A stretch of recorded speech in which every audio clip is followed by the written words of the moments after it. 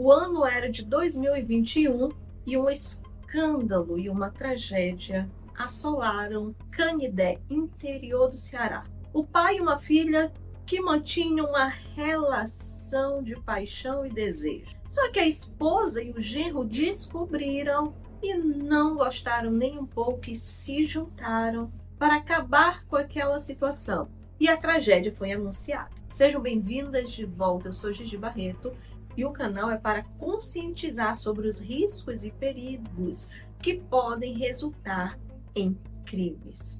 E claro que esses casos nos ajudam a desvendar o olhar investigativo, inteligência de investigação que há por trás, assim como todo o aparato de perícia criminal. Se você gosta desse tipo de conteúdo, eu já peço que você se inscreva no canal, dê um like aqui já nesse vídeo e compartilha para alguém, porque além de ajudar essas pessoas, você ajuda o canal e também me mantém motivada a trazer esse conteúdo para você. O incesto, ele é um tema delicado e é uma prática que ela não é de agora. Ela existe desde que o mundo é mundo, tanto que está lá na Bíblia, nas Escrituras. Agora lá na Escritura está em forma de repreensão, que não deve ser para ter esse tipo de prática. Relacionamentos íntimos entre pai e filha, filho e mãe, entre irmãos, até entre primos. A igreja não fala sobre isso, mas a genética já alerta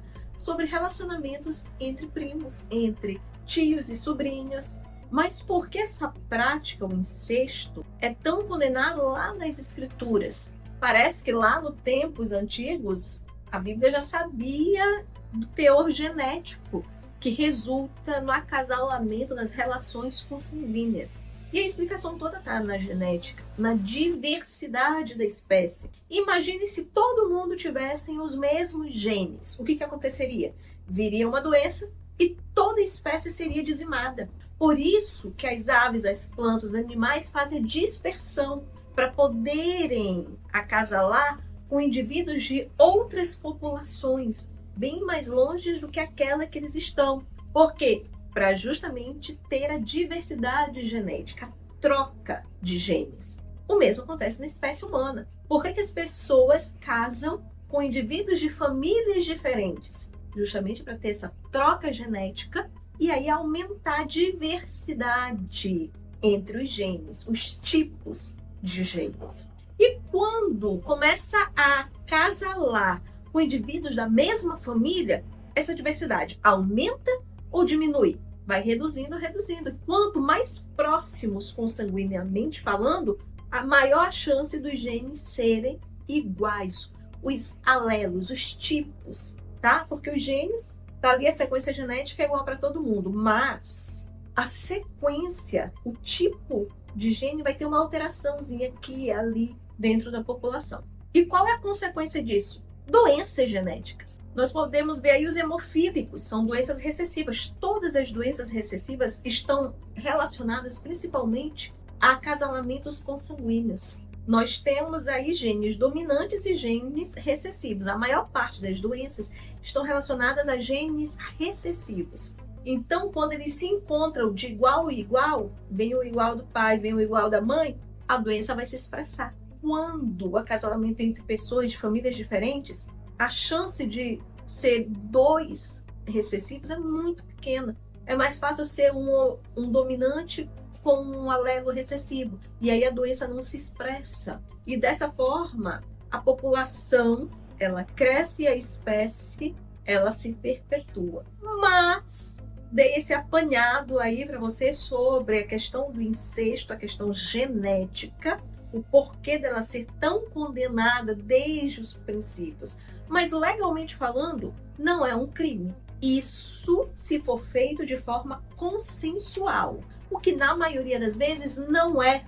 Na maioria das vezes o incesto ele é praticado via um abuso, via coerção, via estratégias psicológicas dominantes do genitor ou da genitora ou do outro parente familiar próximo. E normalmente começa na infância ou no início da adolescência e se perpetua até quando a vítima consegue falar. e se sair desse círculo nocivo. Porque muitas das vezes a jovem, a criança, ela não sabe nem o que é o amor de pai, realmente. Porque o que foi ensinado desde criança é esse padrão tóxico, doentio, nocivo. E é o caso da história de hoje. Por isso, sem mais delongas, vamos ao caso. A tragédia desse caso de hoje aconteceu em 2021, no interior do Ceará, Canidé. São 4 os personagens dessa narrativa. Jaelso de Oliveira, de 39 anos, Maria Aparecida Barroso, de 38 anos, esposa do Jaelso, Larissa Muniz, filha do Jaelso, que tinha 21 anos, e Antônio Erilson Lopes, de 26 anos, namorado da Larissa Muniz. Mas, obviamente, que a história não começa aí. Larissa, ela foi uma menina que não foi assumida pelo pai. Ela foi fruto de um relacionamento anterior ao casamento dele e ainda não tinha assumido a filha. Quando foi em 2010, Jaelson fez um exame de paternidade para confirmar ou não, né, se era pai da Larissa, e deu positivo. 2 anos depois, em 2012, quando a menina já tinha 12 anos de idade, ele resolve pegar a menina e levar para casa, já que ele e Maria Aparecida não tinham filhos. E aí a menina foi inserida naquele seio familiar e cresceu ali. Só que, de acordo com os depoimentos de pai e filha, depoimentos que eu não acredito, mas não tenho provas, não posso falar sobre. Mas eles disseram que quando ela fez 18 anos, eles resolveram assumir o desejo que tinham um pelo outro. Olha só, eles dizem que a partir dos 18 anos, é muito cômodo falar que foi a partir dos 18 anos. Por que precisa ser dito isso? Para que ele não responda por estupro, vocês sabem o que é? De vulnerável. Mas a gente sabe que a maior parte dos casos a dinâmica é essa. É muito antes de completar a maioridade. E nesse caso aqui, como uma boa parte dos casos, a criança não aprende outro tipo de amor, não é ensinado o tipo de amor realmente entre pai e filho, nutre o amor de mulher e homem. Então, para uma menina de 18 anos chegar aos 18 anos com um amor desse, um desejo desse, para mim não cabe que foi despertado ali aos 18.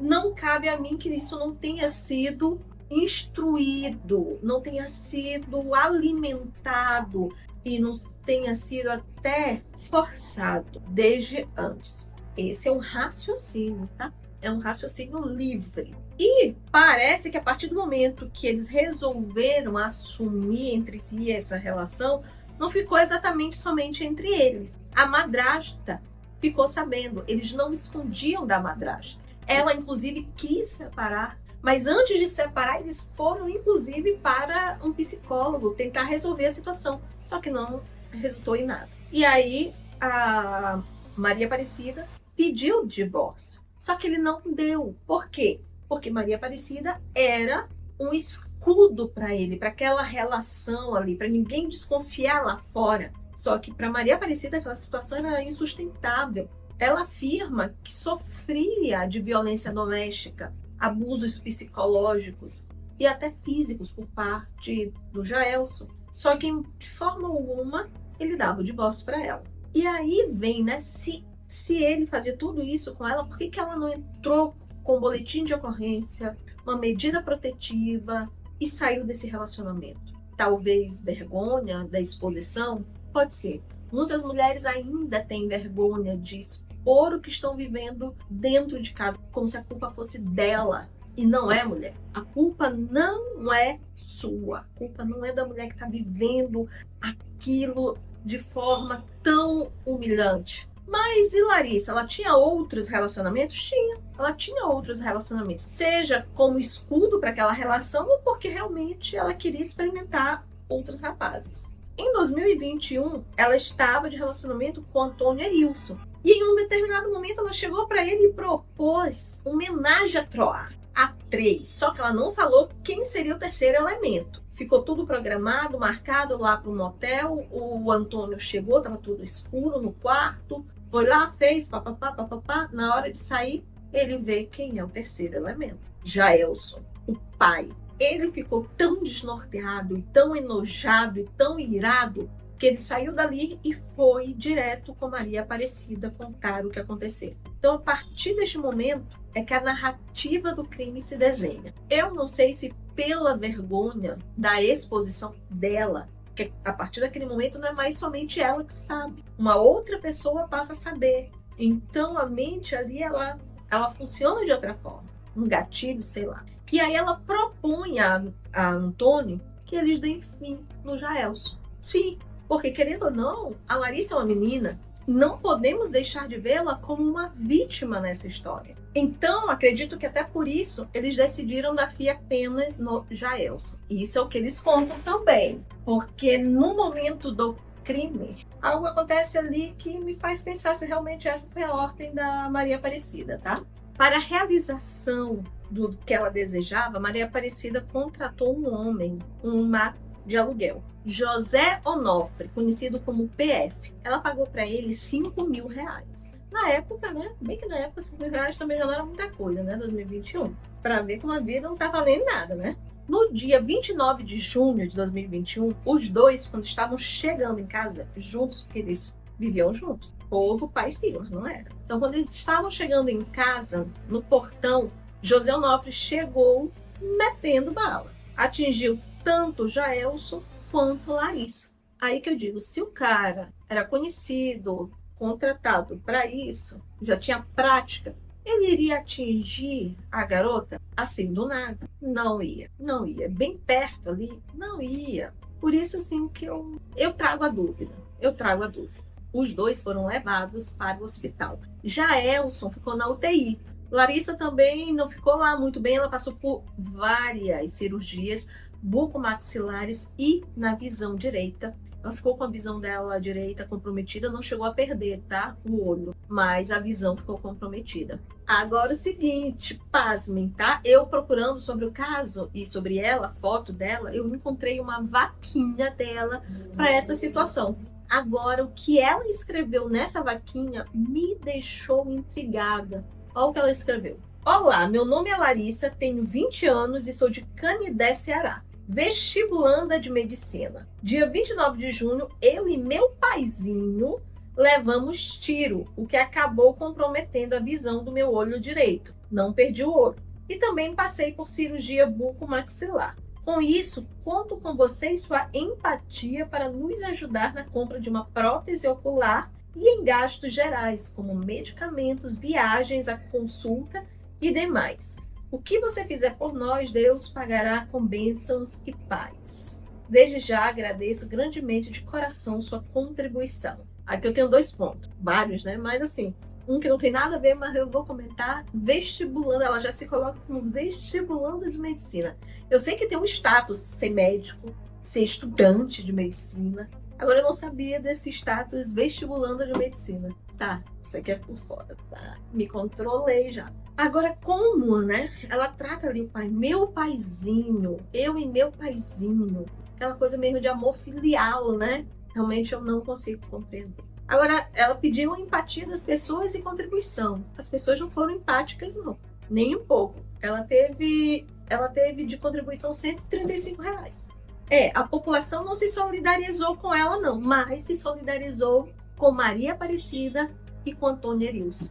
Eles começaram a fazer protestos para que os dois fossem soltos, aguardassem o julgamento em liberdade. E adivinhe, sim, o juiz substituto, o Alton Pereira de Souza Paiva, ele emitiu os alvarás de soltura dos dois. Agora, claro, com algumas regras, medidas cautelares, para que eles não fujam. Eles tinham que comparecer mensalmente na vara, ficaram proibidos de se ausentar do município por mais de 8 dias seguidos ou de mudarem de endereço, permanecer em casa a partir das 19 horas da noite até as 6 horas da manhã do dia seguinte, além, claro, de comparecer a todos os autos do processo. Agora, detalhe, nenhum dos dois foi obrigado a usar a tornozeleira eletrônica, tá? Eu não vou negar para você que eu fiquei surpresa com esse alvará de soltura, tá? Porque, sim, pra mim crime é crime. Ai, Gigi, tu é muito ferro e fogo. Como eu disse lá no da Gibbs. Muita gente me criticou. Para mim, crime é crime. Eu sei que pessoas passam por pressões e pressões, mas existem pessoas que passam por pressões e pressões e não tiram a vida do outro. Claro que ninguém está ali na pele daquela mulher. Concordo. Mas o princípio da vida ele é igual para todos. Os princípios da lei devem ser igual para todos. Por conta disso, eu afirmo para vocês, eu fico muito receosa em dizer, fez certo o juiz. Até pode ter uma pena amenizada, aí eu concordo. Da mesma forma que existem os qualificadores, existem os atenuadores. Mas beneficiar de tal forma, eu vejo como uma linha muito perigosa, tá?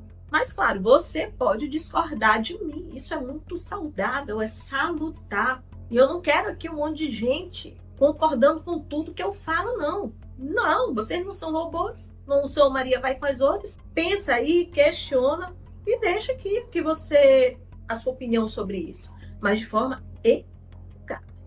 Gente mal educada, grosseira, eu bloqueio. Agora, uma boa discussão eu adoro, tá? E para você que gosta disso tudo, tem mais vídeos aqui no canal, mais de 200 vídeos. Aproveita, assiste, aprende, maratona, compartilha e me aguarda até o próximo vídeo.